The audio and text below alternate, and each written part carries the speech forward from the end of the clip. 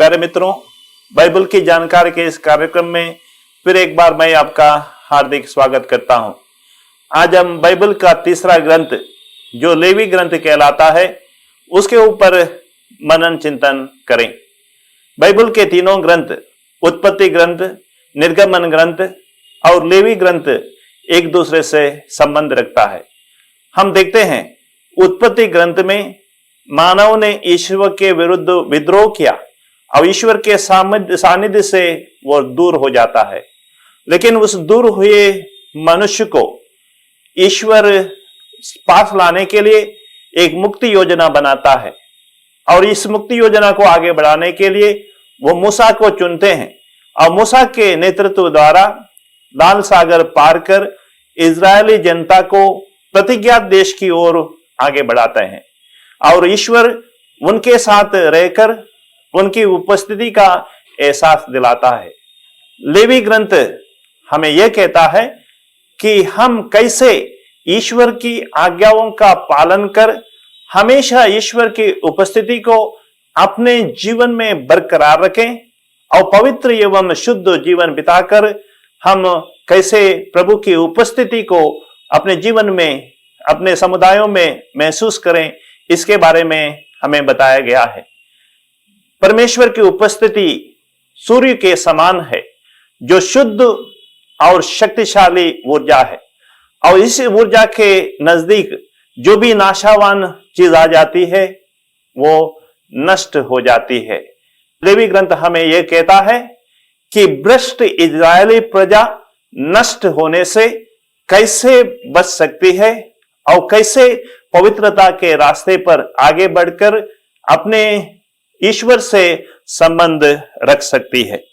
Levy ग्रंथ के प्रथम 10 अध्यायों में एकांतिक रूप में मंदिर विधियों के संबंध में वर्णन किया गया है। इसके अतिरिक्त इसमें बहुत सारे विषय भी हैं, जैसे बीमारियों का इलाज, शुद्धिकरण की विधि, विश्राम दिवस और जयंती वर्ष आदि। लेवी ग्रंथ में 27 अध्याय हैं। इनको हम 6 भागों में विभाजित कर सकते हैं। बलिदानों के नियम, याजकों की नियुक्ति, शुद्ध और अशुद्ध भोजन, वार्षिक प्रायश्चित दिवस, पवित्रता संबंधी नियम, मन्नत का मूल्य निर्धारण। प्रस्तुत ग्रंथ में सामूहिक आराधना और धार्मिक कर्म कांडों से संबंधित ऐसे विधि विधान संकलित हैं जिनका प्रयोग प्राचीन इजरायली समाज में होता था। वे धार्मिक विधि विधान उन पुरोहितों के लिए अत्यंत महत्वपूर्ण थे। ये वास्तव में लेवियों की पवित्रता के विषय में अधिक बातें नहीं करता है, बल्कि इसमें लोगों की बाह्य और आंतरिक पवित्रता पर अधिक जोर दिया गया है। लेवी व्यवस्था के मुख्य विषय वस्तु है परमेश्वर की पवित्रता। इसी से संबंधित है समस्त विधि, नियम और निषेध आदेश।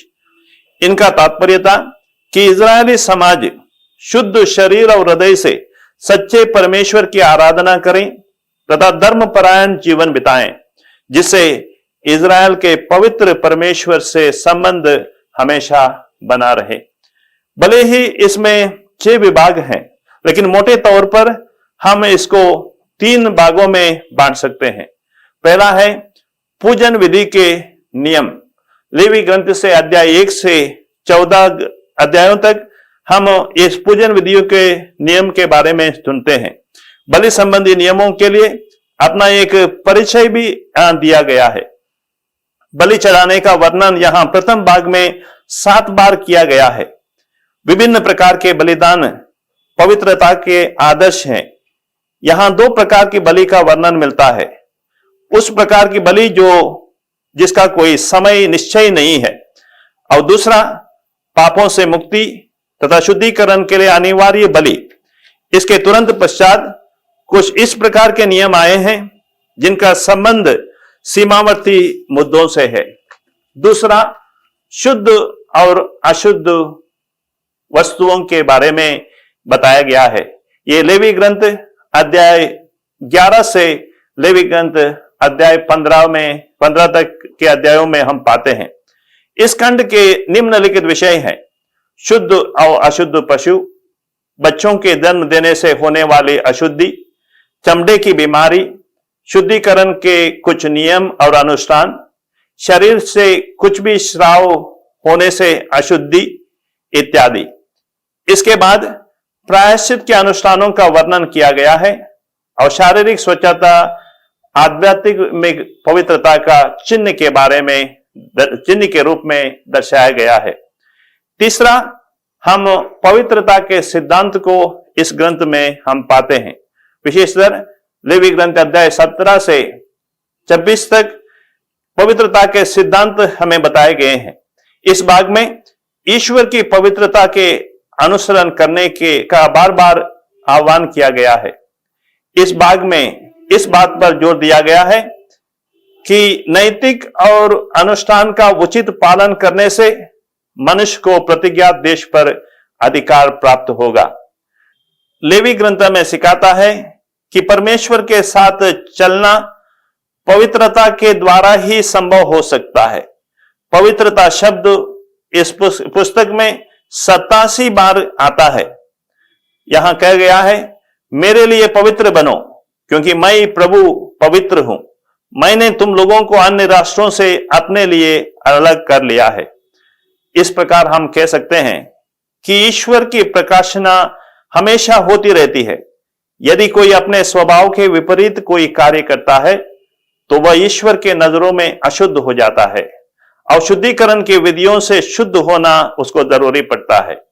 किसी का पाप ईश्वर से अधिक उसे और उसके पड़ोसी के संबंधों को सीधे तरीकों से प्रभावित करता है। यह नियम और कानून ईश्वर के आंदोलन के सामान्य दिशा निर्देशों को प्रकट करते हैं।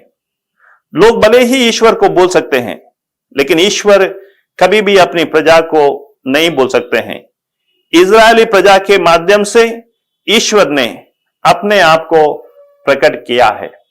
अंत में लेवी ग्रंथ हमें यही कहता है, पवित्रता के माध्यम से ही हम ईश्वर के सानिध्य में आ सकते हैं।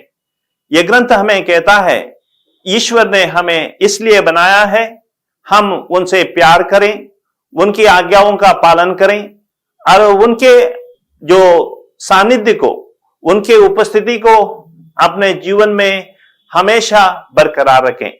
और इस सानिध्य को बरकरार रखने के लिए हमें आज्ञाओं का पालन करना जरूरी है। भले ही हमारे इस मार्ग में कठिनाइयां, दुख आ जाते हैं, लेकिन ईश्वर हमारे साथ रहकर हमारा साथ देता है और हमारे साथ चलकर हमारे इस जीवन के जंग को लड़ने के लिए वो मदद करता है। राह संघर्ष के पर जो चलता है वो ही जीवन जीता है। रात के जंग को वो ही जीता है जो सूर्य के रूप में वो प्रस्तुत होता है। हम भी पाप रूपी रात पर लड़ाई लड़कर हम ईश्वर के प्रकाश को ग्रहण करें, ताकि ईश्वर के प्रकाश से आलोकित होकर हम प्रभु की महिमा को अपने जीवन द्वारा गा सकें। आइए हम लेवी ग्रंथ को यहीं समाप्त करते हैं। अगले ग्रंथ के लिए इंतजार कीजिए अगले सप्ताह तक। धन्यवाद।